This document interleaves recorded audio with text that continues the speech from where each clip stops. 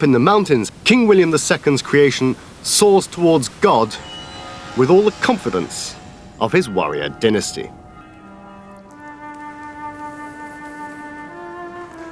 William II's nickname from the Arabic was "he who strives to be closer to God." A sort of mark, basically, of his reverence, his piety, his devotion to his religion. Well, for someone who wants to be closer to God, what better way to express that closeness than in building a cathedral like this? Who are the people responsible for these great works of art? Well, they were Greeks from Byzantium. What is interesting is here, under Norman patronage, actually their art in a sense is more advanced, more sophisticated and more fluid than similar art in Byzantium. Mosaic work there would take another 150 years to attain the standards that were achieved here. The other thing that's very interesting about these Greek masters is that they are all anonymous. We know not one of their names. To us today, it would be inconceivable that such art would be created and nobody would put up their hands to take the credit for it.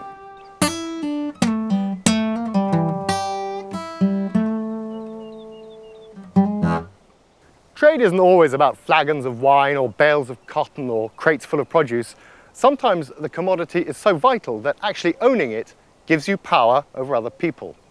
Salt here in the Camargue is exactly such a product. The Greeks were the first people to make it here, and during the time of the Roman Empire, it was considered so important that it was basically an imperial monopoly. The emperor owned it all. In France today, they still make it, as you can see, and basically the principle of the manufacturing is very simple. It's a huge sort of skillet or frying pan, very shallow, and in it there's like a mixture of silt and seawater. It's been there all year with the sun beating down on it and the water steadily evaporating off. In October they then harvest it, and the results of that harvest are these enormous, like mini Alps behind me, these literally mountains of salt. I've never seen salt in such quantities before in my life. Modern Greek drama really started in the 6th century BC when Pisistratus commissioned a playwriting competition for the spring festival of the god Dionysus. He stipulated that each play should be in 3 parts and each part should be self-contained. Further, there should be a satire play on the end.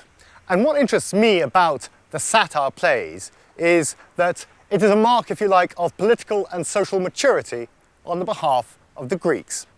Because if you are able to, if you like, take the Michael out of your own institutions and make fun of your leaders and of your famous people, then in a sense, as a people, you are growing up. I'm now at the old armories of the Florentine Republic in Pisa, and inside there's an exhibition dedicated to one of the most exciting recent archaeological finds.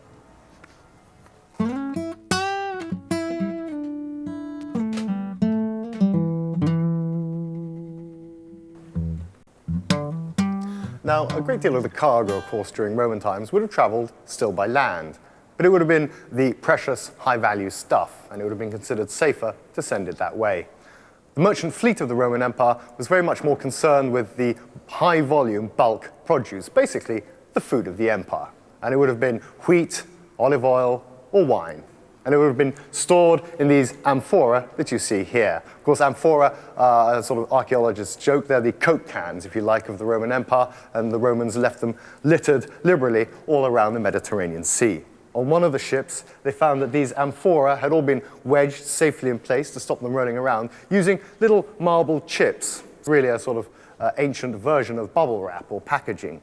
I like that. It's the sort of detail of the way in which ordinary Romans went about their business, basically carried out their work. When we talk of ancient civilizations in the Mediterranean, we're usually thinking of either Greece or Rome, but quite frankly, their history in every sense of the term.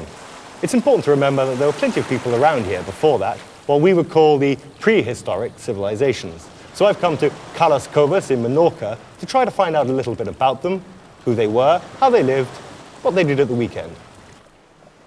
The first people to have lived here would have probably arrived in these caves about 5,000 years before Christ. And the funny thing is, I just get here now and I find someone's been living here really pretty recently. This is clearly not a prehistoric wicker chair. Not only that, but I see they've got the magazine Future Music. It's nice to think of people living in a cave but studying techno. The most striking thing about this cave, however, has got to be these beautiful sleeping bays, really, I suppose they are, carved out of the solid rock. Here, there's 4 of them in a row.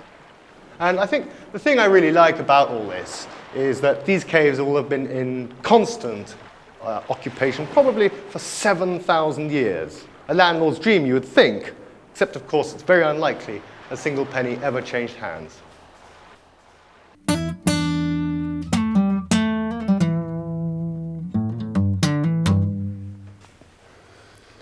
Right, well here I am. I'm actually now upstairs in the Columbus household. There's not a lot left in the way of furniture here.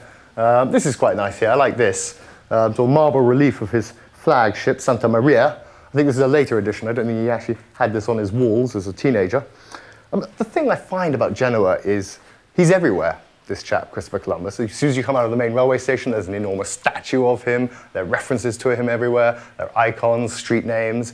It goes on and on. It seems to me, really, that for the Genovese, Christopher Columbus is a sort of cross between a Holy Roman Catholic saint on the one hand and Elvis Presley on the other.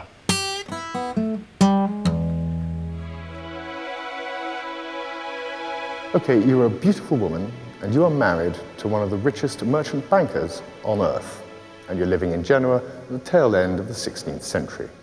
What do you spend your money on? Well, the answer for this lady next to me is that you have your portrait painted. Now, why would these people spend their money on art? Well, of course, in the first place, they want to show just how much money they have. But much more importantly, what they're doing is they're showing just how refined they are, just what great aesthetic taste they really have. If you had lived in those days and you had enough money to buy a Genoese merchant ship with all of its cargo, you'd have then had just enough money to buy the dress that that woman is wearing. Of all the things that I've seen in Genoa, this painting, more than any other, sums up the phrase that they use to describe the city. La superba, the proud one.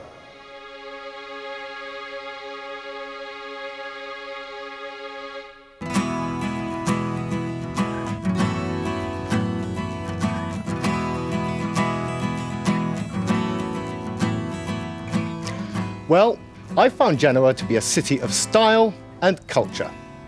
And that's a city I can do business with.